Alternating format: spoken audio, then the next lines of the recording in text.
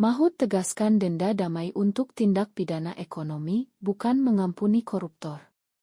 Mantan Menteri Koordinator Bidang Politik, Hukum, dan Keamanan, Menko Polhukam, Mahfud menyatakan, denda damai tidak bisa diterapkan untuk mengampuni koruptor. Mahfud menjelaskan, denda damai hanya bisa diterapkan dalam tindak pidana ekonomi yang meliputi perpajakan, bea cukai, dan kepabeanan. Korupsi enggak masuk, kata Mahfud saat ditemui di kantornya, Menteng, Jakarta Pusat, Kamis, 2/1/22/02/4. Mahfud menuturkan, penerapan denda damai diatur dalam Pasal 35 Ayat 1 huruf Undang-Undang Nomor 1 Tahun 2002 tentang Kejaksaan RI. Pasal itu mengatur, Jaksa Agung menerapkan denda damai dalam tindak pidana yang menimbulkan kerugian perekonomian negara. Suriah, Hets, dan kecemasan baru poros Kuartet Arab artikel Kompas, Undang-undang baru itu menjelaskan bahwa Jaksa Agung tidak lagi memerlukan usulan dari instansi terkait untuk memberikan denda damai. Seperti kasus pemulangan narapidana ke luar negeri, katanya hanya tactical arrangement gitu, padahal ada hukum yang melarang. Yang ini lagi gagasan Pak Prabowo untuk kemungkinan memberi maaf kepada koruptor asal mengaku secara diam-diam dan mengembalikan kepada negara secara diam-diam. Itu kan salah.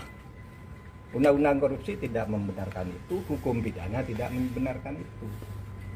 Lalu menterinya mencari dalil pembenar, itu kan ada di undang-undang kejaksaan, denda damai.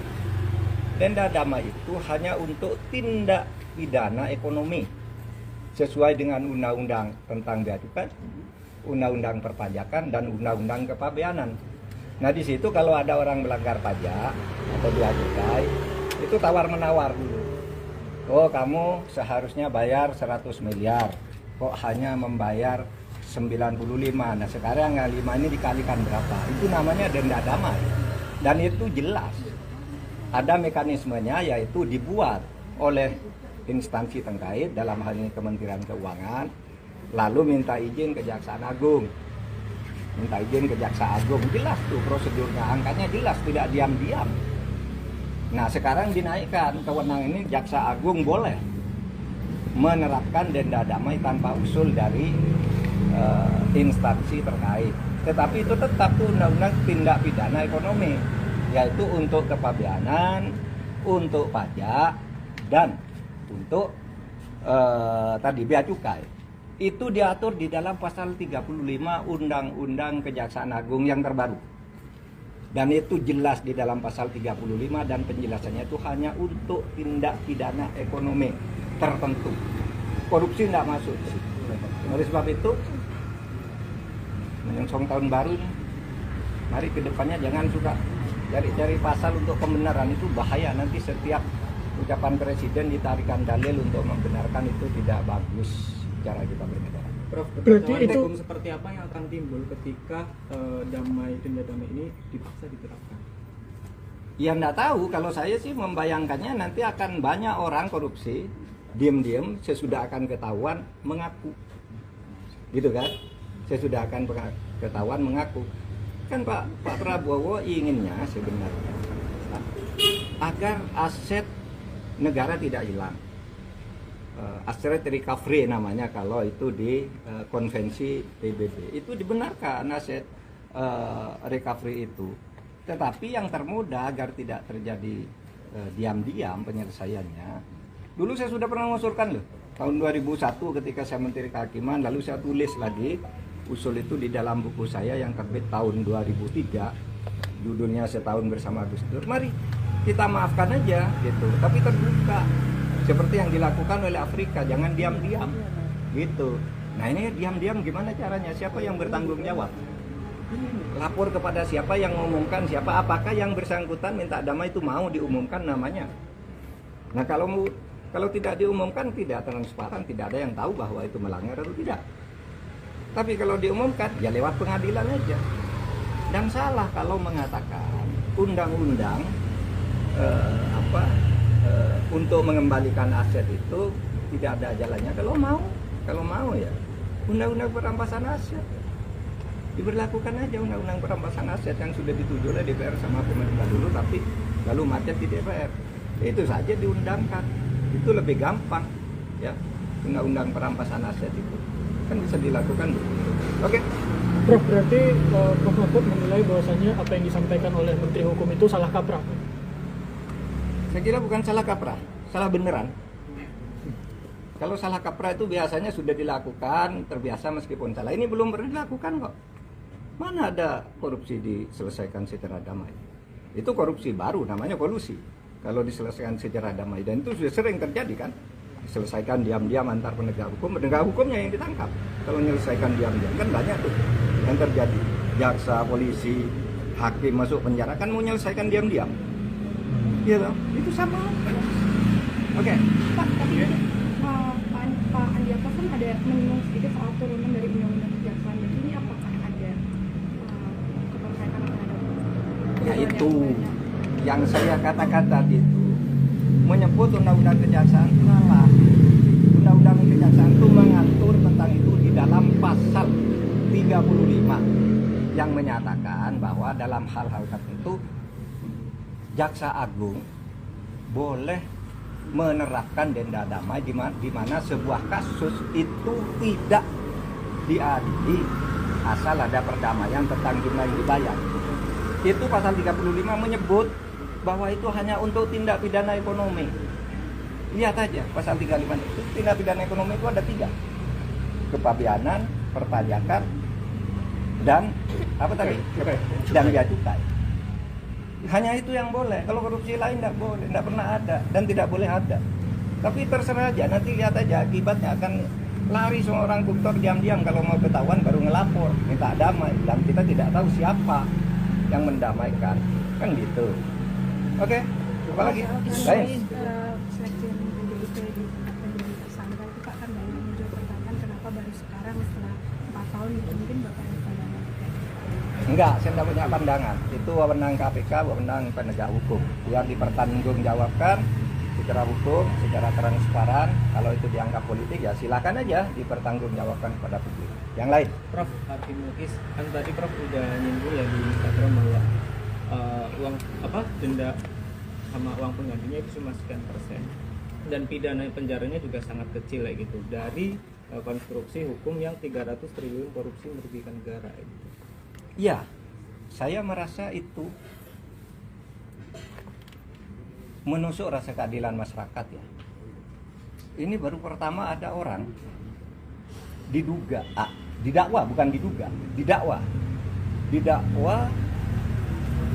melakukan tindak pidana korupsi dan tindak pidana pencucian uang sebesar 300 triliun. 300 triliun. Lalu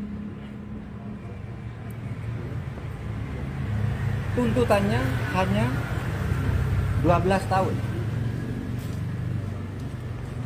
Dengan uang yang tadi 300 triliun itu dikembalikan hanya 210 miliar, ditambah denda 1 miliar. Itu sungguh menusuk rasa keadilan. Karena apa?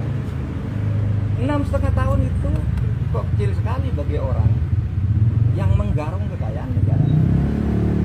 300 triliun hanya diambil 210. Lalu ada yang mengatakan, Pak, itu 300 itu kan potensi. Bukan potensi. Itu sudah disampaikan bahwa itu kerugian keuangan negara, bukan kerugian perekonomian negara. Kalau kerugian perekonomian negara itu potensi, termasuk gaji, termasuk apa gitu yang diduga merugikan perekonomian. Ini uang negara menurut Jampitsus Febri Diansah, resmi pada waktu itu malah menyebut ini bukan kerugian ekonomi negara tapi keuangan negara, artinya uang konkret yang dicuri dari negara. Sesudah dihitung lagi jadi 300 triliun. Hanya dikabulkan perampasannya 210 ditambah denda 1 miliar berarti 211. Ini sungguh tidak adil. Coba Anda ambil contoh Beni Cokro.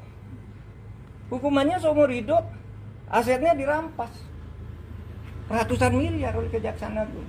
Henry Surya semula dibebaskan di pengadilan negeri, kita tidak terima, langsung kasasi atau dituntut lagi dari kasus lain, naik ya. Si Henry Surya ini semula bebas, kita langsung ke kasasi, menjadi 18 tahun penjara, hartanya juga diambil, sudah disita oleh kepolisian lebih dulu. Atau Surya Darmadi itu divonis hitungan kerugian nih, ekonomi nih, yang ekonomi ini bahkan hitungan ekonomi negara rugi 39 triliun, dituntut oleh jaksa 39 triliun dengan denda 2 miliar sehingga menjadi 41 triliun, dikabulkan oleh Mahut tegaskan denda damai untuk tindak pidana ekonomi, bukan mengampuni koruptor. Mantan Menteri Koordinator Bidang Politik, Hukum, dan Keamanan, Menko Polhukam, Mahut menyatakan, denda damai tidak bisa diterapkan untuk mengampuni koruptor. Mahut menjelaskan, denda damai hanya bisa diterapkan dalam tindak pidana ekonomi yang meliputi perpajakan, bea cukai, dan kepabeanan. Korupsi enggak masuk, kata Mahut saat ditemui di kantornya, Menteng, Jakarta Pusat, Kamis, 2/1/22/02/04. Mahut menuturkan, penerapan denda damai diatur dalam Pasal 35 Ayat 1 huruf Undang-Undang Nomor 1 Tahun 2002 tentang Kejaksaan RI. Pasal itu mengatur, Jaksa Agung menerapkan denda damai dalam tindak pidana yang menimbulkan kerugian perekonomian negara. Suriah, Hets, dan kecemasan baru poros Kuartet Arab artikel Kompas, Undang-undang baru itu menjelaskan bahwa Jaksa Agung tidak lagi memerlukan usulan dari instansi terkait untuk memberikan denda damai. Seperti kasus pemulangan narapidana ke luar negeri, katanya hanya tactical arrangement gitu, padahal ada hukum yang melarang. Yang ini lagi gagasan Pak Prabowo untuk kemungkinan memberi maaf kepada koruptor asal mengaku secara diam-diam dan mengembalikan kepada negara secara diam-diam. Itu kan salah. Undang-undang korupsi tidak membenarkan itu, hukum pidana tidak membenarkan itu. Lalu menterinya mencari dalil pembenar, itu kan ada di Undang-Undang Kejaksaan, denda damai. Denda damai itu hanya untuk tindak pidana ekonomi sesuai dengan undang-undang tentang bea cukai, undang-undang perpajakan, dan undang-undang kepabeanan. Nah di situ kalau ada orang melanggar pajak atau bea cukai, itu tawar-menawar dulu. Oh kamu seharusnya bayar 100 miliar, kok hanya membayar 95. Nah sekarang 5 ini dikalikan berapa? Itu namanya denda damai. Dan itu jelas. Ada mekanismenya, yaitu dibuat oleh instansi terkait, dalam hal ini Kementerian Keuangan, lalu minta izin Kejaksaan Agung. Minta izin ke Jaksa Agung, jelas tuh prosedurnya, angkanya jelas, tidak diam-diam. Nah sekarang dinaikkan, kewenangan ini Jaksa Agung boleh menerapkan denda damai tanpa usul dari instansi terkait. Tetapi itu tetap tuh undang-undang tindak pidana ekonomi, yaitu untuk kepabeanan, untuk pajak, dan untuk tadi bea cukai. Itu diatur di dalam pasal 35 Undang-Undang Kejaksaan Agung yang terbaru. Dan itu jelas di dalam pasal 35, dan penjelasannya itu hanya untuk tindak pidana ekonomi tertentu. Korupsi tidak masuk. Oleh sebab itu, menyongsong tahun baru, mari kedepannya jangan suka cari-cari pasal untuk pembenaran, itu bahaya. Nanti setiap ucapan presiden ditarikan dalil untuk membenarkan, itu tidak bagus cara kita bernegara. Prof, Berarti itu hukum seperti apa yang akan timbul ketika denda damai ini dipaksa diterapkan? Ya enggak tahu, kalau saya sih membayangkannya nanti akan banyak orang korupsi, diam-diam sesudah akan ketahuan mengaku. Gitu kan? Sesudah akan ketahuan mengaku. Kan Pak Prabowo inginnya sebenarnya agar aset negara tidak hilang. Asset recovery namanya kalau itu di konvensi PBB. Itu dibenarkan aset recovery itu. Tetapi yang termudah agar tidak terjadi diam-diam penyelesaiannya, Dulu saya sudah pernah mengusulkan loh. Tahun 2001 ketika saya Menteri Kehakiman, lalu saya tulis lagi usul itu di dalam buku saya yang terbit tahun 2003. Judulnya Setahun Bersama Gus Dur. Mari kita maafkan aja gitu, tapi terbuka. Seperti yang dilakukan oleh Afrika, jangan diam-diam gitu. Nah ini diam-diam gimana caranya? Siapa yang bertanggung jawab? Lapor kepada siapa yang mengumumkan siapa? Apakah yang bersangkutan minta damai itu mau diumumkan namanya? Nah kalau tidak diumumkan, tidak transparan, tidak ada yang tahu bahwa itu melanggar atau tidak. Tapi kalau diumumkan, ya lewat pengadilan aja. Dan salah kalau mengatakan undang-undang untuk mengembalikan aset itu tidak ada jalannya. Kalau mau ya undang-undang perampasan aset diberlakukan aja, undang-undang perampasan aset yang sudah dituju oleh DPR sama pemerintah dulu, tapi lalu macet di DPR. Itu saja diundangkan, itu lebih gampang ya. Undang-undang perampasan aset itu kan bisa dilakukan begitu. Oke. Prof, berarti Prof Mahfud menilai bahwasannya apa yang disampaikan oleh Menteri Hukum itu salah kaprah? Saya kira bukan salah kaprah, salah beneran. Kalau salah kaprah itu biasanya sudah dilakukan, terbiasa meskipun salah. Ini belum pernah dilakukan kok. Mana ada korupsi diselesaikan secara damai? Itu korupsi baru, namanya kolusi. Kalau diselesaikan secara damai, dan itu sudah sering terjadi kan? Diselesaikan diam-diam antar penegak hukumnya yang ditangkap. Kalau menyelesaikan diam-diam kan banyak tuh yang terjadi. Jaksa, polisi, hakim masuk penjara kan mau menyelesaikan diam-diam. Iya loh, itu sama. Oke. Pak, tapi Pak Andi Atas kan ada menyinggung sedikit soal turunan dari undang-undang kejaksaan. Jadi ini apakah ada keterkaitan terhadap Ya itu yang saya katakan tadi itu menyebut undang-undang kejaksaan itu salah.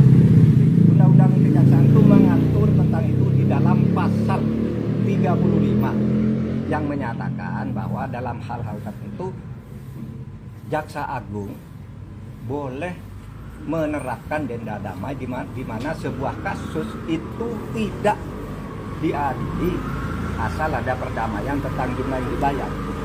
Itu pasal 35 menyebut bahwa itu hanya untuk tindak pidana ekonomi. Lihat aja pasal 35 itu, tindak pidana ekonomi itu ada 3. Kepabeanan, perpajakan, dan apa tadi? Dan biaya cukai. Hanya itu yang boleh. Kalau korupsi lain tidak boleh, tidak pernah ada dan tidak boleh ada.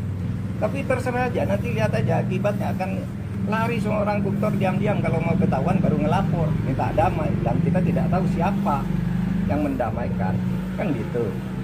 Oke, apa lagi? Lain. Sekjen PDIP di tersangka itu Pak kan banyak muncul pertanyaan kenapa baru sekarang setelah 4 tahun gitu, mungkin Bapak ada pandangan terkait.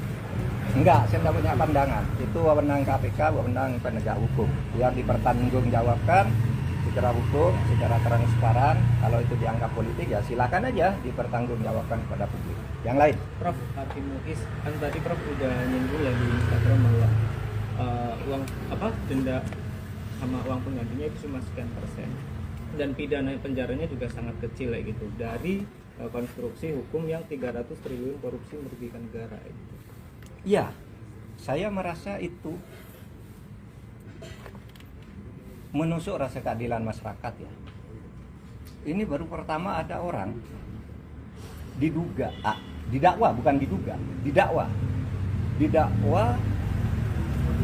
melakukan tindak pidana korupsi dan tindak pidana pencucian uang sebesar 300 triliun. 300 triliun. Lalu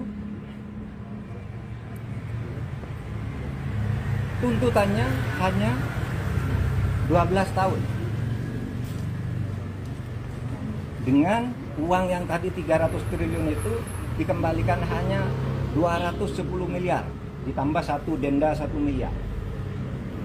Itu sungguh menusuk rasa keadilan. Karena apa? 6,5 tahun itu kok kecil sekali bagi orang yang menggarung kekayaan negara. 300 triliun hanya diambil 210. Lalu ada yang mengatakan, Pak itu 300 itu kan potensi, bukan potensi. Itu sudah disampaikan bahwa itu kerugian keuangan negara, bukan kerugian perekonomian negara. Kalau kerugian perekonomian negara itu potensi, termasuk gaji, termasuk apa gitu yang diduga merugikan perekonomian. Ini uang negara menurut Jampitsus Febri Diansah resmi pada waktu itu malah menyebut ini bukan kerugian ekonomi negara tapi keuangan negara, artinya uang konkret yang dicuri dari negara. Sesudah dihitung lagi jadi 300 triliun. Hanya dikabulkan perampasannya 210 ditambah denda 1 miliar berarti 211. Ini sungguh tidak adil. Coba Anda ambil contoh Beni Cokro. Hukumannya seumur hidup, asetnya dirampas ratusan miliar oleh Kejaksaan Agung. Henry Surya semula dibebaskan di pengadilan negeri. Kita tidak terima, langsung kasasi atau dituntut lagi dari kasus lain. Naik, ya. Si Henry Surya ini semula bebas, kita langsung ke kasasi menjadi 18 tahun penjara. Hartanya juga diambil, sudah disita oleh kepolisian lebih dulu. Atau Surya Darmadi itu divonis hitungan kerugian yang ekonomi nih bahkan hitungan ekonomi negara rugi 39 triliun, dituntut oleh jaksa 39 triliun dengan denda 2 miliar sehingga menjadi 41 triliun, dikabulkan oleh Mahfud tegaskan denda damai untuk tindak pidana ekonomi, bukan mengampuni koruptor. Mantan Menteri Koordinator Bidang Politik, Hukum, dan Keamanan, Menko Polhukam, Mahfud menyatakan, denda damai tidak bisa diterapkan untuk mengampuni koruptor. Mahfud menjelaskan, denda damai hanya bisa diterapkan dalam tindak pidana ekonomi yang meliputi perpajakan, bea cukai, dan kepabeanan. Korupsi enggak masuk, kata Mahfud saat ditemui di kantornya, Menteng, Jakarta Pusat, Kamis, 2/1/2202. Mahfud menuturkan, penerapan denda damai diatur dalam Pasal 35 Ayat 1 huruf Undang-Undang Nomor 1 Tahun 202 tentang Kejaksaan RI. Pasal itu mengatur, Jaksa Agung menerapkan denda damai dalam tindak pidana yang menimbulkan kerugian perekonomian negara. Suriah, Hets, dan kecemasan baru poros Kuartet Arab artikel Kompas, Undang-undang baru itu menjelaskan bahwa Jaksa Agung tidak lagi memerlukan usulan dari instansi terkait untuk memberikan denda damai. Seperti kasus pemulangan narapidana ke luar negeri, katanya hanya tactical arrangement gitu, padahal ada hukum yang melarang. Yang ini lagi gagasan Pak Prabowo untuk kemungkinan memberi maaf kepada koruptor asal mengaku secara diam-diam dan mengembalikan kepada negara secara diam-diam. Itu kan salah. Undang-undang korupsi tidak membenarkan itu, hukum pidana tidak membenarkan itu. Lalu menterinya mencari dalil pembenar, itu kan ada di Undang-Undang Kejaksaan, denda damai. Denda damai itu hanya untuk tindak pidana ekonomi sesuai dengan undang-undang tentang bea cukai, undang-undang perpajakan, dan undang-undang kepabeanan. Nah di situ kalau ada orang melanggar pajak atau bea cukai, itu tawar-menawar dulu. Oh kamu seharusnya bayar 100 miliar, kok hanya membayar 95. Nah sekarang 5 ini dikalikan berapa? Itu namanya denda damai. Dan itu jelas. Ada mekanismenya, yaitu dibuat oleh instansi terkait, dalam hal ini Kementerian Keuangan, lalu minta izin Kejaksaan Agung. Minta izin ke Jaksa Agung, jelas tuh prosedurnya, angkanya jelas, tidak diam-diam. Nah sekarang dinaikkan, kewenangan ini Jaksa Agung boleh menerapkan denda damai tanpa usul dari instansi terkait. Tetapi itu tetap tuh undang-undang tindak pidana ekonomi, yaitu untuk kepabeanan, untuk pajak, dan untuk tadi bea cukai. Itu diatur di dalam pasal 35 Undang-Undang Kejaksaan Agung yang terbaru. Dan itu jelas di dalam pasal 35, dan penjelasannya itu hanya untuk tindak pidana ekonomi tertentu. Korupsi tidak masuk. Oleh sebab itu, menyongsong tahun baru ini, mari ke depannya jangan suka cari-cari pasal untuk pembenaran, itu bahaya. Nanti setiap ucapan presiden ditarikan dalil untuk membenarkan itu tidak bagus cara kita bernegara. Prof, Berarti ketentuan itu- hukum seperti apa yang akan timbul ketika denda damai ini dipaksa diterapkan? Ya nggak tahu, kalau saya sih membayangkannya nanti akan banyak orang korupsi diam-diam sesudah akan ketahuan mengaku, gitu kan? Sesudah akan ketahuan mengaku. Kan Pak Prabowo inginnya sebenarnya agar aset negara tidak hilang. Asset recovery namanya kalau itu di konvensi PBB itu dibenarkan aset recovery itu. Tetapi yang termudah agar tidak terjadi diam-diam penyelesaiannya. Dulu saya sudah pernah mengusulkan loh, tahun 2001 ketika saya Menteri Kehakiman, lalu saya tulis lagi usul itu di dalam buku saya yang terbit tahun 2003, judulnya Setahun Bersama Gus Dur. Mari kita maafkan aja gitu, tapi terbuka seperti yang dilakukan oleh Afrika, jangan diam-diam gitu. Nah ini diam-diam gimana caranya? Siapa yang bertanggung jawab? Lapor kepada siapa yang mengumumkan siapa? Apakah yang bersangkutan minta damai itu mau diumumkan namanya? Nah kalau tidak diumumkan, tidak transparan, tidak ada yang tahu bahwa itu melanggar atau tidak. Tapi kalau diumumkan ya lewat pengadilan aja. Dan salah kalau mengatakan undang-undang untuk mengembalikan aset itu tidak ada jalannya. Kalau mau ya undang-undang perampasan aset diberlakukan aja, undang-undang perampasan aset yang sudah dituju oleh DPR sama pemerintah dulu, tapi lalu macet di DPR. Itu saja diundangkan, itu lebih gampang ya, undang-undang perampasan aset itu kan bisa dilakukan. Oke. Prof, berarti Prof Mahfud menilai bahwasannya apa yang disampaikan oleh Menteri Hukum itu salah kaprah. Saya kira bukan salah kaprah, salah beneran. Kalau salah kaprah itu biasanya sudah dilakukan, terbiasa meskipun salah. Ini belum pernah dilakukan kok. Mana ada korupsi diselesaikan secara damai? Itu korupsi baru, namanya kolusi. Kalau diselesaikan secara damai, dan itu sudah sering terjadi kan? Diselesaikan diam-diam antar penegak hukumnya yang ditangkap. Kalau menyelesaikan diam-diam kan banyak tuh yang terjadi. Jaksa, polisi, hakim masuk penjara kan mau menyelesaikan diam-diam. Iya loh, itu sama. Oke. Pak, tapi Pak Andi Arief kan ada menyinggung sedikit soal turunan dari undang-undang kejaksaan. Jadi ini apakah ada keterkaitan terhadap Ya itu yang saya katakan tadi itu, menyebut undang-undang kejaksaan itu salah. Undang-undang kejaksaan itu mengatur tentang itu di dalam pasal 35 yang menyatakan bahwa dalam hal-hal tertentu Jaksa Agung boleh menerapkan denda damai di mana sebuah kasus itu tidak diadili asal ada perdamaian tentang jumlah yang dibayar. Itu pasal 35 menyebut bahwa itu hanya untuk tindak pidana ekonomi. Lihat aja pasal 35 itu, tindak pidana ekonomi itu ada 3. Kepabeanan, perpajakan, dan apa tadi? Dan biaya cukai. Hanya itu yang boleh. Kalau korupsi lain tidak boleh, tidak pernah ada dan tidak boleh ada. Tapi terserah aja, nanti lihat aja akibatnya akan lari semua orang koruptor diam-diam, kalau mau ketahuan baru ngelapor, minta damai, dan kita tidak tahu siapa yang mendamaikan, kan gitu. Oke, apa lagi? Lain.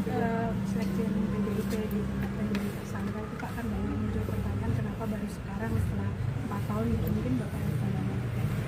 Enggak, saya tidak punya pandangan. Itu wewenang KPK, wewenang penegak hukum yang dipertanggungjawabkan secara hukum, secara transparan. Kalau itu dianggap politik ya silakan aja dipertanggungjawabkan kepada publik. Yang lain. Prof, Hakim Muiz, kan tadi Prof udah nyinggung ya di Instagram bahwa uang denda sama uang penggantinya itu cuma sekian persen, dan pidana penjaranya juga sangat kecil kayak gitu dari konstruksi hukum yang 300 triliun korupsi merugikan negara itu. Ya, saya merasa itu menusuk rasa keadilan masyarakat ya. Ini baru pertama ada orang didakwa melakukan tindak pidana korupsi dan tindak pidana pencucian uang sebesar 300 triliun. 300 triliun. Lalu tuntutannya hanya 12 tahun. Dengan uang yang tadi 300 triliun itu dikembalikan hanya 210 miliar, ditambah satu denda 1 miliar. Itu sungguh menusuk rasa keadilan. Karena apa? 6,5 tahun itu kok kecil sekali bagi orang yang menggarung kekayaan negara. 300 triliun hanya diambil 210. Lalu ada yang mengatakan, Pak, itu 300 itu kan potensi. Bukan potensi. Itu sudah disampaikan bahwa itu kerugian keuangan negara, bukan kerugian perekonomian negara. Kalau kerugian perekonomian negara itu potensi, termasuk gaji, termasuk apa gitu yang diduga merugikan perekonomian. Ini uang negara menurut Jampitsus Febri Diansah resmi pada waktu itu malah menyebut ini bukan kerugian ekonomi negara tapi keuangan negara, artinya uang konkret yang dicuri dari negara. Sesudah dihitung lagi jadi 300 triliun. Hanya dikabulkan perampasannya 210 ditambah denda 1 miliar berarti 211. Ini sungguh tidak adil. Coba Anda ambil contoh Beni Cokro. Hukumannya seumur hidup, asetnya dirampas ratusan miliar oleh Kejaksaan Agung. Henry Surya semula dibebaskan di pengadilan negeri. Kita tidak terima, langsung kasasi atau dituntut lagi dari kasus lain. Naik, ya. Si Henry Surya ini semula bebas, kita langsung ke kasasi menjadi 18 tahun penjara. Hartanya juga diambil, sudah disita oleh kepolisian lebih dulu. Atau Surya Darmadi itu divonis hitungan kerugian yang ekonomi nih bahkan hitungan ekonomi negara rugi 39 triliun, dituntut oleh jaksa 39 triliun dengan denda 202 miliar sehingga menjadi 41 triliun, dikabulkan oleh. Mahfud tegaskan denda damai untuk tindak pidana ekonomi, bukan mengampuni koruptor. Mantan Menteri Koordinator Bidang Politik, Hukum, dan Keamanan, Menko Polhukam, Mahfud menyatakan, denda damai tidak bisa diterapkan untuk mengampuni koruptor. Mahfud menjelaskan, denda damai hanya bisa diterapkan dalam tindak pidana ekonomi yang meliputi perpajakan, bea cukai, dan kepabeanan. Korupsi enggak masuk, kata Mahfud saat ditemui di kantornya, Menteng, Jakarta Pusat, Kamis, 2/1/2202. Mahfud menuturkan, penerapan denda damai diatur dalam Pasal 35 Ayat 1 huruf Undang-Undang Nomor 1 Tahun 202 tentang Kejaksaan RI. Pasal itu mengatur, Jaksa Agung menerapkan denda damai dalam tindak pidana yang menimbulkan kerugian perekonomian negara.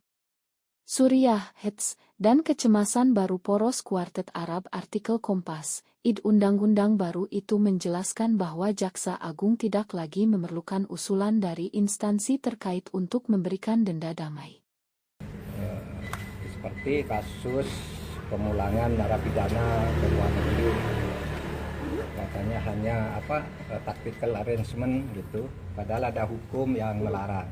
Yang ini lagi gagasan Pak Prabowo untuk kemungkinan memberi maaf kepada koruptor asal mengaku secara diam-diam dan mengembalikan kepada negara secara diam-diam. Itu kan salah. Undang-undang korupsi tidak membenarkan itu, hukum pidana tidak membenarkan itu.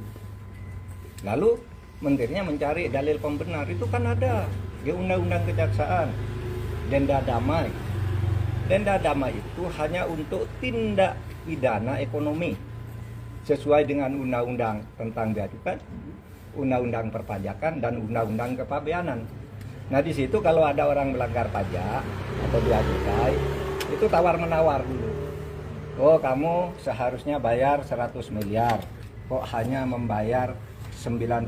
Nah sekarang 5 ini dikalikan berapa? Itu namanya denda damai. Dan itu jelas. Ada mekanismenya, yaitu dibuat oleh instansi terkait, dalam hal ini Kementerian Keuangan, lalu minta izin Kejaksaan Agung. Jelas tuh prosedurnya, angkanya jelas, tidak diam-diam. Nah sekarang dinaikkan kewenangan ini, Jaksa Agung boleh menerapkan denda damai tanpa usul dari instansi terkait. Tetapi itu tetap tuh undang-undang tindak pidana ekonomi, yaitu untuk kepabeanan, untuk pajak, dan untuk tadi bea cukai. Itu diatur di dalam pasal 35 Undang-Undang Kejaksaan Agung yang terbaru. Dan itu jelas di dalam pasal 35 dan penjelasannya itu hanya untuk tindak pidana ekonomi tertentu. Korupsi tidak masuk. Oleh sebab itu, menyongsong tahun baru ini, mari ke depannya jangan suka cari-cari pasal untuk pembenaran, itu bahaya. Nanti setiap ucapan presiden ditarikan dalil untuk membenarkan, itu tidak bagus cara kita bernegara. Prof, Berarti kekacauan itu- hukum seperti apa yang akan timbul ketika denda damai ini dipaksa diterapkan? Ya enggak tahu, kalau saya sih membayangkannya nanti akan banyak orang korupsi diam-diam sesudah akan ketahuan mengaku. Gitu kan? Sesudah akan ketahuan mengaku. Kan Pak Prabowo inginnya sebenarnya agar aset negara tidak hilang. Asset recovery namanya kalau itu di konvensi PBB. Itu dibenarkan aset recovery itu. Tetapi yang termudah agar tidak terjadi diam-diam penyelesaiannya. Dulu saya sudah pernah mengusulkan loh. Tahun 2001 ketika saya Menteri Kehakiman, lalu saya tulis lagi usul itu di dalam buku saya yang terbit tahun 2003. Judulnya Setahun Bersama Gus Dur. Mari kita maafkan aja gitu, tapi terbuka. Seperti yang dilakukan oleh Afrika, jangan diam-diam gitu. Nah ini diam-diam gimana caranya? Siapa yang bertanggung jawab? Lapor kepada siapa yang mengumumkan, siapa? Apakah yang bersangkutan minta damai itu mau diumumkan namanya? Nah kalau tidak diumumkan, tidak transparan, tidak ada yang tahu bahwa itu melanggar atau tidak. Tapi kalau diumumkan, ya lewat pengadilan aja. Dan salah kalau mengatakan undang-undang untuk mengembalikan aset itu tidak ada jalannya. Kalau mau ya undang-undang perampasan aset diberlakukan aja, undang-undang perampasan aset yang sudah dituju oleh DPR sama pemerintah dulu, tapi lalu macet di DPR. Itu saja diundangkan, itu lebih gampang ya. Undang-undang perampasan aset itu kan bisa dilakukan begitu. Oke. Prof, berarti Prof Mahfud menilai bahwasanya apa yang disampaikan oleh Menteri Hukum itu salah kaprah. Saya kira bukan salah kaprah, salah beneran. Kalau salah kaprah itu biasanya sudah dilakukan, terbiasa meskipun salah. Ini belum pernah dilakukan kok. Mana ada korupsi diselesaikan secara damai? Itu korupsi baru, namanya kolusi. Kalau diselesaikan secara damai, dan itu sudah sering terjadi kan?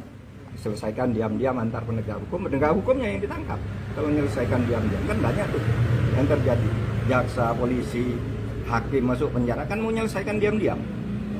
Iya loh, itu sama. Oke.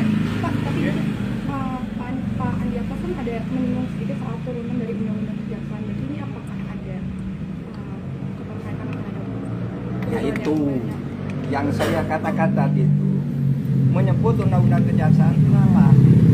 Undang-Undang Kejaksaan itu mengatur tentang itu di dalam pasal 35 yang menyatakan bahwa dalam hal-hal tertentu Jaksa Agung boleh menerapkan denda damai di mana sebuah kasus itu tidak diadili asal ada perdamaian tentang jumlah yang dibayar. Itu pasal 35 menyebut bahwa itu hanya untuk tindak pidana ekonomi. Lihat aja pasal 35 itu, tindak pidana ekonomi itu ada 3. Kepabeanan, perpajakan, dan apa tadi? Dan bea cukai. Hanya itu yang boleh. Kalau korupsi lain tidak boleh, tidak pernah ada dan tidak boleh ada. Tapi terserah aja, nanti lihat aja akibatnya akan lari semua orang koruptor diam-diam. Kalau mau ketahuan baru ngelapor, minta damai, dan kita tidak tahu siapa yang mendamaikan, kan gitu. Oke, apa lagi? Lain. Sekjen PDIP di tersangka itu Pak kan banyak muncul pertanyaan kenapa baru sekarang setelah 4 tahun gitu, mungkin Bapak ada pandangan terkait itu?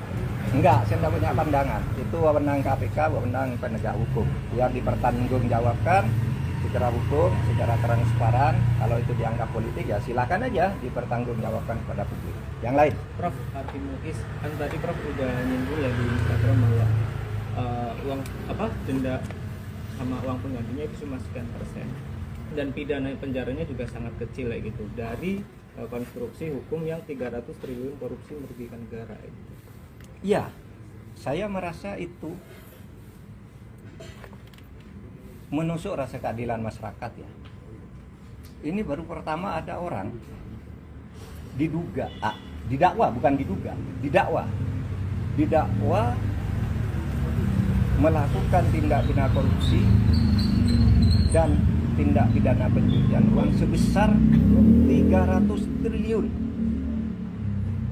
300 triliun. Lalu tuntutannya hanya 12 tahun. Dengan uang yang tadi 300 triliun itu dikembalikan hanya 210 miliar, ditambah satu denda 1 miliar. Itu sungguh menusuk rasa keadilan. Karena apa? 6,5 tahun itu kok kecil sekali bagi orang yang menggarung kekayaan negara. 300 triliun hanya diambil 210. Lalu ada yang mengatakan, Pak, itu 300 itu kan potensi. Bukan potensi. Itu sudah disampaikan bahwa itu kerugian keuangan negara, bukan kerugian perekonomian negara. Kalau kerugian perekonomian negara itu potensi, termasuk gaji, termasuk apa gitu yang diduga merugikan perekonomian. Ini uang negara menurut Jampitsus Febri Diansah resmi pada waktu itu malah menyebut ini bukan kerugian ekonomi negara tapi keuangan negara, artinya uang konkret yang dicuri dari negara. Sesudah dihitung lagi jadi 300 triliun. Hanya dikabulkan perampasannya 210 ditambah denda 1 miliar berarti 211. Ini sungguh tidak adil. Coba Anda ambil contoh Beni Cokro. Hukumannya seumur hidup, asetnya dirampas ratusan miliar oleh Kejaksaan Agung. Henry Surya semula dibebaskan di pengadilan negeri. Kita tidak terima, langsung kasasi atau dituntut lagi dari kasus lain. Naik ya, si Henry Surya ini semula bebas, kita langsung ke kasasi menjadi 18 tahun penjara. Hartanya juga diambil, sudah disita oleh kepolisian lebih dulu. Atau Surya Darmadi itu divonis hitungan kerugian yang ekonomi nih bahkan hitungan ekonomi negara rugi 39 triliun, dituntut oleh jaksa 39 triliun dengan denda 2 miliar sehingga menjadi 41 triliun. Dikabulkan oleh Mahfud tegaskan denda damai untuk tindak pidana ekonomi, bukan mengampuni koruptor. Mantan Menteri Koordinator Bidang Politik, Hukum, dan Keamanan, Menko Polhukam, Mahfud menyatakan, denda damai tidak bisa diterapkan untuk mengampuni koruptor. Mahfud menjelaskan, denda damai hanya bisa diterapkan dalam tindak pidana ekonomi yang meliputi perpajakan, bea cukai, dan kepabeanan. Korupsi enggak masuk, kata Mahfud saat ditemui di kantornya, Menteng, Jakarta Pusat, Kamis, 2/1/2202. Mahfud menuturkan, penerapan denda damai diatur dalam Pasal 35 Ayat 1 huruf Undang-Undang Nomor 1 Tahun 202 tentang Kejaksaan RI. Pasal itu mengatur, Jaksa Agung menerapkan denda damai dalam tindak pidana yang menimbulkan kerugian perekonomian negara. Suriah, Hets, dan kecemasan baru poros Kuartet Arab artikel Kompas, Undang-undang baru itu menjelaskan bahwa Jaksa Agung tidak lagi memerlukan usulan dari instansi terkait untuk memberikan denda damai. Seperti kasus pemulangan narapidana ke luar negeri, katanya hanya tactical arrangement gitu, padahal ada hukum yang melarang. Yang ini lagi gagasan Pak Prabowo untuk kemungkinan memberi maaf kepada koruptor asal mengaku secara diam-diam dan mengembalikan kepada negara secara diam-diam. Itu kan salah. Undang-undang korupsi tidak membenarkan itu, hukum pidana tidak membenarkan itu. Lalu menterinya mencari dalil pembenar, itu kan ada di Undang-Undang Kejaksaan denda damai. Denda damai itu hanya untuk tindak pidana ekonomi sesuai dengan undang-undang tentang bea cukai, undang-undang perpajakan, dan undang-undang kepabeanan. Nah di situ kalau ada orang melanggar pajak atau bea cukai, itu tawar-menawar dulu. Oh kamu seharusnya bayar 100 miliar, kok hanya membayar 95. Nah sekarang 5 ini dikalikan berapa? Itu namanya denda damai. Dan itu jelas. Ada mekanismenya, yaitu dibuat oleh instansi terkait, dalam hal ini Kementerian Keuangan, lalu minta izin ke Kejaksaan Agung. Minta izin ke Jaksa Agung, jelas tuh prosedurnya, angkanya jelas, tidak diam-diam. Nah sekarang dinaikkan kewenangan ini, Jaksa Agung boleh menerapkan denda damai tanpa usul dari instansi terkait. Tetapi itu tetap tuh undang-undang tindak pidana ekonomi, yaitu untuk kepabeanan, untuk pajak, dan untuk tadi bea cukai. Itu diatur di dalam pasal 35 Undang-Undang Kejaksaan Agung yang terbaru. Dan itu jelas di dalam pasal 35, dan penjelasannya itu hanya untuk tindak pidana ekonomi tertentu. Korupsi tidak masuk di situ. Oleh sebab itu, menyongsong tahun baru ini, mari ke depannya jangan suka cari-cari pasal untuk pembenaran. Itu bahaya, nanti setiap ucapan presiden ditarikan dalil untuk membenarkan, itu tidak bagus cara kita bernegara. Prof, Berarti kekacauan itu- hukum seperti apa yang akan timbul ketika denda damai ini dipaksa diterapkan? Ya enggak tahu, kalau saya sih membayangkannya nanti akan banyak orang korupsi, diam-diam sesudah akan ketahuan mengaku. Gitu kan? Sesudah akan ketahuan mengaku. Kan Pak Prabowo inginnya sebenarnya agar aset negara tidak hilang. Asset recovery namanya kalau itu di konvensi PBB. Itu dibenarkan aset recovery itu. Tetapi yang termudah agar tidak terjadi diam-diam penyelesaiannya. Dulu saya sudah pernah mengusulkan loh. Tahun 2001 ketika saya Menteri Kehakiman, lalu saya tulis lagi usul itu di dalam buku saya yang terbit tahun 2003. Judulnya Setahun Bersama Gus Dur. Mari kita maafkan aja gitu. Tapi terbuka. Seperti yang dilakukan oleh Afrika, jangan diam-diam gitu. Nah ini diam-diam gimana caranya? Siapa yang bertanggung jawab? Lapor kepada siapa yang mengumumkan, siapa? Apakah yang bersangkutan minta damai itu mau diumumkan namanya? Nah kalau tidak diumumkan, tidak transparan, tidak ada yang tahu bahwa itu melanggar atau tidak. Tapi kalau diumumkan, ya lewat pengadilan aja. Dan salah kalau mengatakan undang-undang untuk mengembalikan aset itu tidak ada jalannya. Kalau mau ya undang-undang perampasan aset diberlakukan aja, undang-undang perampasan aset yang sudah disetujui oleh DPR sama pemerintah dulu, tapi lalu macet di DPR. Itu saja diundangkan, itu lebih gampang ya. Undang-undang perampasan aset itu kan bisa dilakukan begitu. Oke. Prof, berarti Prof Mahfud menilai bahwasanya apa yang disampaikan oleh Menteri Hukum itu salah kaprah. Saya kira bukan salah kaprah, salah beneran. Kalau salah kaprah itu biasanya sudah dilakukan, terbiasa meskipun salah. Ini belum pernah dilakukan kok. Mana ada korupsi diselesaikan secara damai?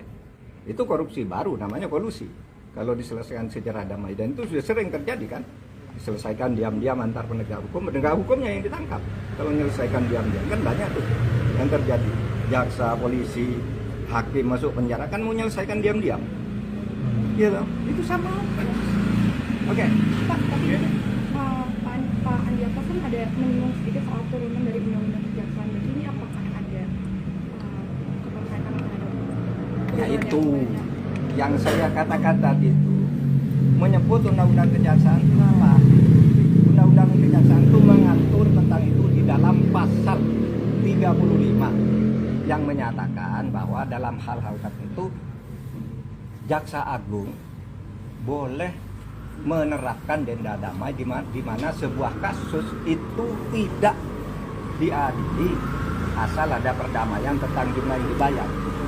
Itu pasal 35 menyebut bahwa itu hanya untuk tindak pidana ekonomi. Lihat aja pasal 35 itu, tindak pidana ekonomi itu ada 3. Kepabeanan, perpajakan, dan apa tadi? Dan bea cukai. Hanya itu yang boleh. Kalau korupsi lain tidak boleh, tidak pernah ada dan tidak boleh ada. Tapi terserah aja, nanti lihat aja akibatnya akan lari semua orang koruptor diam-diam. Kalau mau ketahuan baru ngelapor, minta damai, dan kita tidak tahu siapa yang mendamaikan, kan gitu. Oke, apa lagi? Lain. Sekjen PDIP menjadi tersangka itu Pak, kan banyak muncul pertanyaan kenapa baru sekarang setelah 4 tahun gitu, mungkin Bapak ada pandangan terkait itu? Enggak, saya tidak punya pandangan. Itu wewenang KPK, wewenang penegak hukum. Biar dipertanggungjawabkan secara hukum, secara transparan. Kalau itu dianggap politik ya silakan aja dipertanggungjawabkan kepada publik. Yang lain. Prof, Hakim Muiz, kan tadi Prof udah nyinggung ya di Instagram bahwa uang denda sama uang penggantinya itu cuma sekian persen, dan pidana penjaranya juga sangat kecil ya gitu, dari konstruksi hukum yang 300 triliun korupsi merugikan negara gitu. Ya, saya merasa itu menusuk rasa keadilan masyarakat ya. Ini baru pertama ada orang didakwa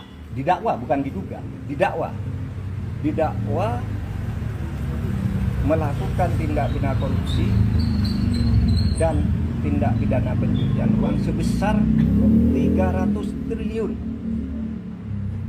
300 triliun. Lalu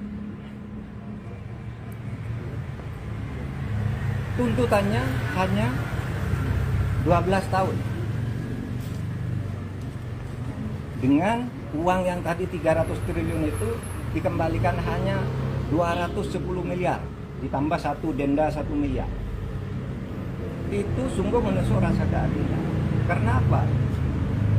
6,5 tahun itu kok kecil sekali bagi orang yang menggarung kekayaan negara. 300 triliun hanya diambil 210. Lalu ada yang mengatakan, Pak, itu 300 itu kan potensi. Bukan potensi. Itu sudah disampaikan bahwa itu kerugian keuangan negara, bukan kerugian perekonomian negara. Kalau kerugian perekonomian negara itu potensi, termasuk gaji, termasuk apa gitu yang diduga merugikan perekonomian. Ini uang negara menurut Jampitsus Febri Diansah resmi pada waktu itu malah menyebut ini bukan kerugian ekonomi negara tapi keuangan negara, artinya uang konkret yang dicuri dari negara. Sesudah dihitung lagi jadi 300 triliun. Hanya dikabulkan perampasannya 210 ditambah denda 1 miliar berarti 211. Ini sungguh tidak adil. Coba Anda ambil contoh Beni Cokro. Hukumannya seumur hidup, asetnya dirampas ratusan miliar oleh Kejaksaan Agung. Henry Surya semula dibebaskan di pengadilan negeri. Kita tidak terima, langsung kasasi atau dituntut lagi dari kasus lain. Naik ya, si Henry Surya ini semula bebas, kita langsung ke kasasi menjadi 18 tahun penjara. Hartanya juga diambil, sudah disita oleh kepolisian lebih dulu. Atau Surya Darmadi itu divonis hitungan kerugian yang ekonomi nih bahkan hitungan ekonomi negara rugi 39 triliun, dituntut oleh jaksa 39 triliun dengan denda 2 miliar sehingga menjadi 41 triliun. Dikabulkan oleh Mahfud tegaskan denda damai untuk tindak pidana ekonomi, bukan mengampuni koruptor. Mantan Menteri Koordinator Bidang Politik, Hukum, dan Keamanan, Menko Polhukam, Mahfud menyatakan, denda damai tidak bisa diterapkan untuk mengampuni koruptor. Mahfud menjelaskan, denda damai hanya bisa diterapkan dalam tindak pidana ekonomi yang meliputi perpajakan, bea cukai, dan kepabeanan.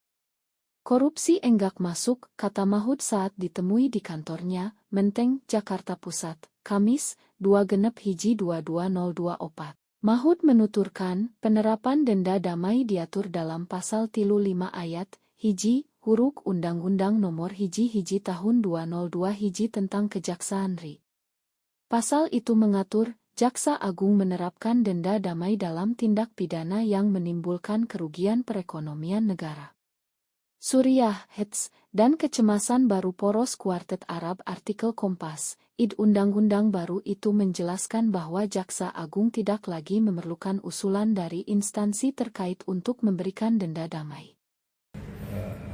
Seperti kasus pemulangan narapidana ke luar negeri, katanya hanya tactical arrangement gitu, padahal ada hukum yang melarang. Yang ini lagi gagasan Pak Prabowo untuk kemungkinan memberi maaf kepada koruptor asal mengaku secara diam-diam dan mengembalikan kepada negara secara diam-diam. Itu kan salah. Undang-undang korupsi tidak membenarkan itu, hukum pidana tidak membenarkan itu. Lalu menterinya mencari dalil pembenar, itu kan ada di undang-undang kejaksaan, denda damai. Denda damai itu hanya untuk tindak pidana ekonomi sesuai dengan undang-undang tentang bea cukai, undang-undang perpajakan, dan undang-undang kepabeanan. Nah di situ kalau ada orang melanggar pajak atau bea cukai, itu tawar-menawar dulu. Oh kamu seharusnya bayar 100 miliar, kok hanya membayar 95. Nah sekarang yang 5 ini dikalikan berapa? Itu namanya denda damai. Dan itu jelas. Ada mekanismenya, yaitu dibuat oleh instansi terkait, dalam hal ini Kementerian Keuangan, lalu minta izin Kejaksaan Agung. Minta izin ke Jaksa Agung, jelas tuh prosedurnya, angkanya jelas, tidak diam-diam. Nah sekarang dinaikkan kewenangan ini, Jaksa Agung boleh menerapkan denda damai tanpa usul dari instansi terkait. Tetapi itu tetap tuh undang-undang tindak pidana ekonomi, yaitu untuk kepabeanan, untuk pajak, dan untuk tadi bea cukai. Itu diatur di dalam pasal 35 Undang-Undang Kejaksaan Agung yang terbaru. Dan itu jelas di dalam pasal 35, dan penjelasannya itu hanya untuk tindak pidana ekonomi tertentu. Korupsi tidak masuk.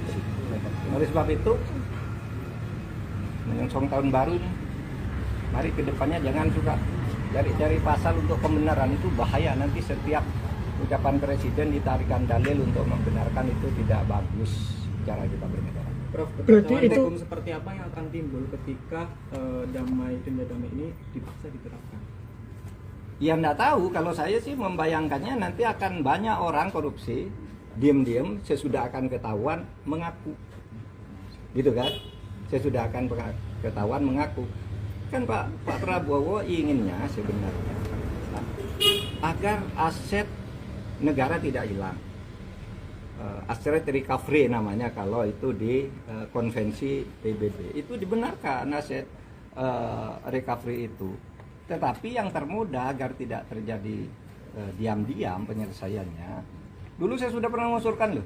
Tahun 2001 ketika saya Menteri Kehakiman, lalu saya tulis lagi usul itu di dalam buku saya yang terbit tahun 2003, judulnya Setahun Bersama Gus Dur. Mari kita maafkan aja gitu, tapi terbuka seperti yang dilakukan oleh Afrika, jangan diam-diam gitu. Nah ini diam-diam gimana caranya? Siapa yang bertanggung jawab? Lapor kepada siapa yang mengumumkan siapa? Apakah yang bersangkutan minta damai itu mau diumumkan namanya? Nah kalau tidak diumumkan, tidak transparan, tidak ada yang tahu bahwa itu melanggar atau tidak. Tapi kalau diumumkan, ya lewat pengadilan aja. Dan salah kalau mengatakan undang-undang untuk mengembalikan aset itu tidak ada jalannya. Kalau mau ya undang-undang perampasan aset diberlakukan aja, undang-undang perampasan aset yang sudah disetujui oleh DPR sama pemerintah dulu, tapi lalu macet di DPR. Itu saja diundangkan, itu lebih gampang ya. Undang-undang perampasan aset itu kan bisa dilakukan begitu. Oke. Prof, berarti Prof Mahfud menilai bahwasannya apa yang disampaikan oleh Menteri Hukum itu salah kaprah. Saya kira bukan salah kaprah, salah beneran.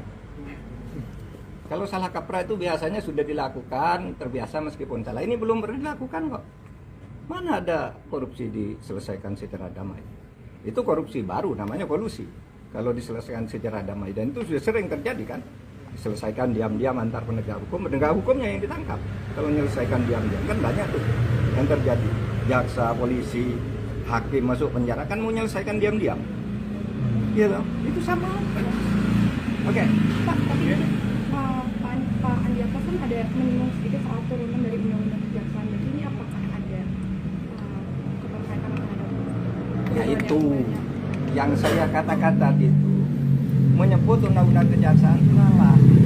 Undang-undang kejaksaan itu mengatur tentang itu di dalam pasal 35 yang menyatakan bahwa dalam hal-hal tertentu Jaksa Agung boleh menerapkan denda damai di mana sebuah kasus itu tidak diadili asal ada perdamaian tentang jumlah yang dibayar.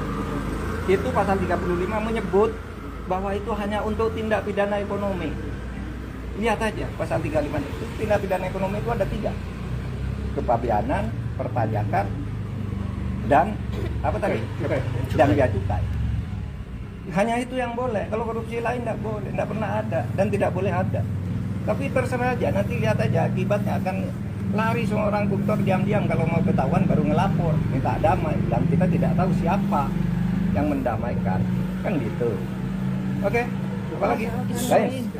Sekjen PDIP menjadi tersangka itu Pak, kan banyak muncul pertanyaan kenapa baru sekarang setelah 4 tahun gitu, mungkin Bapak ada pandangan terkait itu? Enggak, saya tidak punya pandangan. Itu wewenang KPK, wewenang penegak hukum. Biar dipertanggungjawabkan secara hukum, secara transparan. Kalau itu dianggap politik ya silakan aja dipertanggungjawabkan kepada publik. Yang lain. Prof, Hakim Mukis, kan tadi Prof udah nyinggung ya di Instagram bahwa uang denda sama uang penggantinya itu cuma sekian persen, dan pidana penjaranya juga sangat kecil ya gitu, dari konstruksi hukum yang 300 triliun korupsi merugikan negara gitu. Ya, saya merasa itu menusuk rasa keadilan masyarakat ya. Ini baru pertama ada orang didakwa melakukan tindak pidana korupsi dan tindak pidana pencucian uang sebesar 300 triliun. 300 triliun. Lalu